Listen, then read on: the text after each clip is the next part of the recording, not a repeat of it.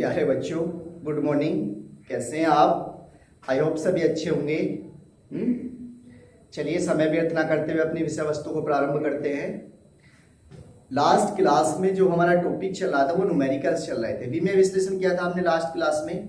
विमेय विश्लेषण के जो न्यूमेरिकल्स हैं वो लगभग कंप्लीट हो गए हैं। आज हम नया टॉपिक स्टार्ट करते हैं। आज हमारा टॉपिक है सरल रेखीय गति। नेक्स्ट यूनिट है हमारा, पहला यूनिट आपका क्लोज हो गया, सेकंड यूनिट है सरल रेखीय गति। सरल रेखीय गति क्या होता है? जब कोई बॉडी कह दीजिए, कण कह दीजिए, वस्तु कह दीजिए, सबका मीन्स सेम है। वस्तु, बॉडी, कण, कुछ भी, इन सबका मीन्स सेम है।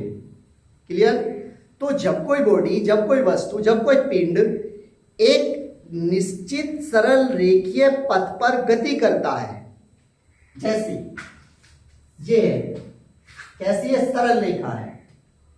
जब कोई बॉडी एक निश्चित सरल रेखीय पथ पर गति करता है तो उसकी गति सरल रेखीय गति कहलाती है। तो उसकी गति क्या कहलाती है?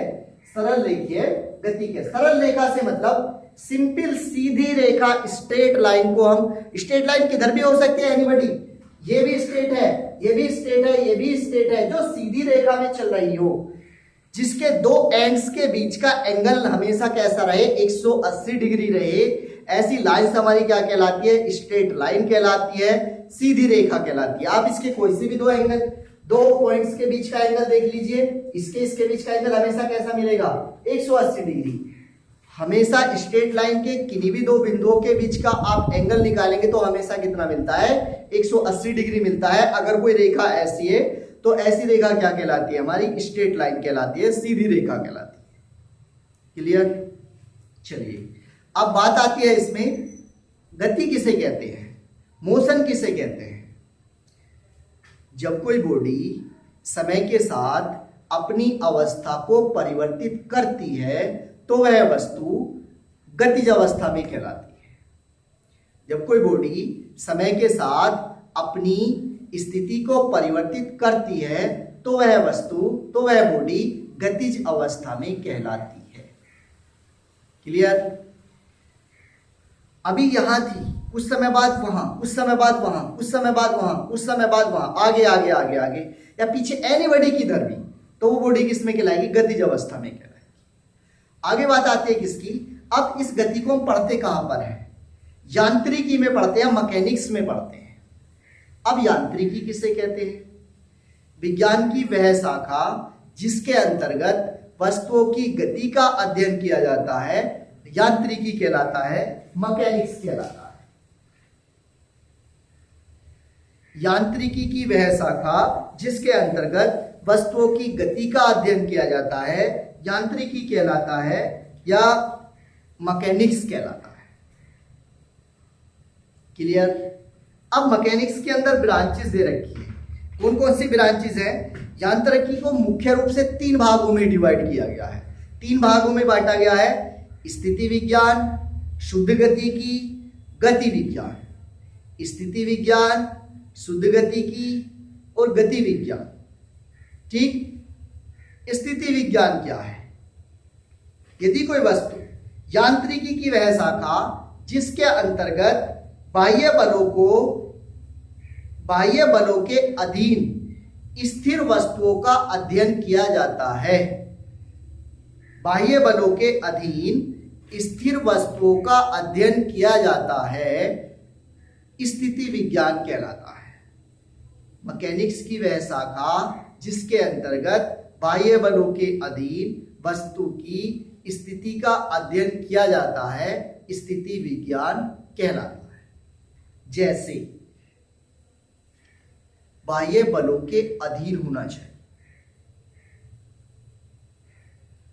गाड़ी मोशन कर रही है, बाह्य बल लगेगा तभी तो मोशन करेगी, अगर नहीं लगा हुआ है तो मोशन नहीं करेगी। हमने किसी वस्तु के ऊपर क्या हुआ? प्रेशर लगा के आगे पीछे की ओर गति करा रहे हैं, तो वो समय के साथ कैसे अपनी स्थिति को परिवर्तित कर रही है। नेक्स्ट, शुद्ध गतिकी। यांत्रिकी की वह शाखा जिसके कारण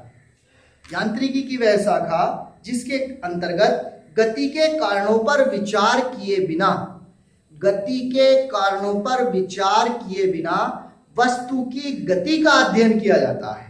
केवल वस्तु की गति का अध्ययन कर रहे हैं, हमें मतलब नहीं है बाहर का जो सोर्स है वो कैसे इसके ऊपर काम कर रहा है, कैसे काम नहीं कर रहा है। हमें इस बात से कोई लेना देना नहीं है कि ये वस्तु गति कैसे कर रही है, हमें बस इस बात से लेना है कि वस्तु चल रही है या रुकी हुई है।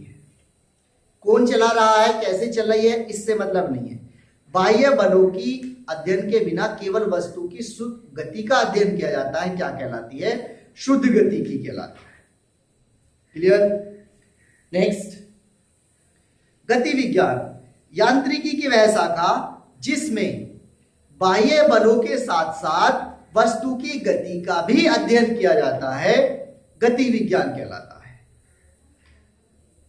यांत्रिकी की वह शाखा जिसमें बाह्य बलों की गति के साथ साथ इसका भी अध्ययन कर रहे हैं कि वस्तु गति कैसे कर रही है। अब यह भी देखना है हमें, गति विज्ञान में यह भी देखना है कि वो वस्तु चल कहां से रही है, इसके ऊपर ऐसा कौन सा एक्सटर्नल फोर्स लगा हुआ है जिसकी वजह से वस्तु क्या कर रही है, मोशन कर रही है, गति कर रही है। हमें इसके बारे में भी क्या करना है, डिस्कस करना है।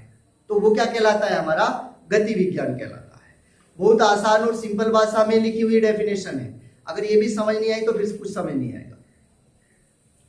नेक्स्ट, निर्देश तंत्र किसे कहते हैं, रेफरेंस फ्रेम क्या है। इंग्लिश में रेफरेंस फ्रेम कहते हैं, हिंदी में निर्देश तंत्र कहते हैं।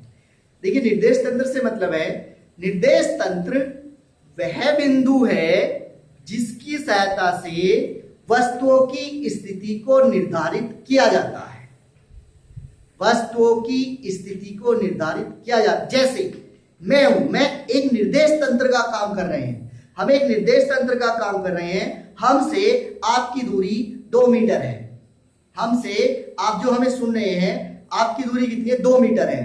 तो वह बिंदु जहां से हम मेजर कर रहे हैं, माप रहे हैं, क्या कहलाता है, निर्देश तंत्र कहलाता है।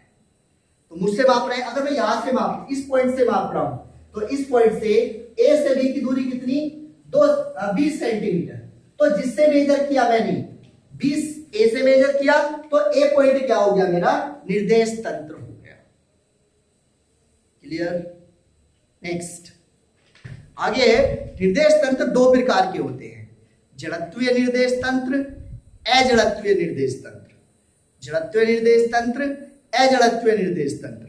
जड़त्वीय निर्देश तंत्र कौन से होते हैं, ऐसे निर्देश तंत्र जो न्यूटन के गति विषयक नियमों का पालन करते हैं, जड़त्वीय निर्देश तंत्र कहलाते हैं। ऐसे निर्देश तंत्र जो न्यूटन के गति विषयक नियमों का पालन करते हैं, जड़त्वीय निर्देश तंत्र कहलाते हैं। जैसे पृथ्वी से जुड़ा हुआ कोई तंत्र, जैसे पृथ्वी से जुड़ा हुआ कोई निर्देश तंत्र क्या कहलाएगा, हमारा जड़त्वीय निर्देश तंत्र कहलाएगा, जो न्यूटन के नियमों का पालन करे। अजड़त्वीय निर्देश तंत्र इसका अपोजिट, ऐसे निर्देश तंत्र जो न्यूटन के गति विषयक नियमों का पालन नहीं करते, अजड़त्वीय निर्देश तंत्र कहलाते हैं। जैसे वृत्ताकार पथ पर घूमती हुई कोई बॉडी, कोई वस्तु,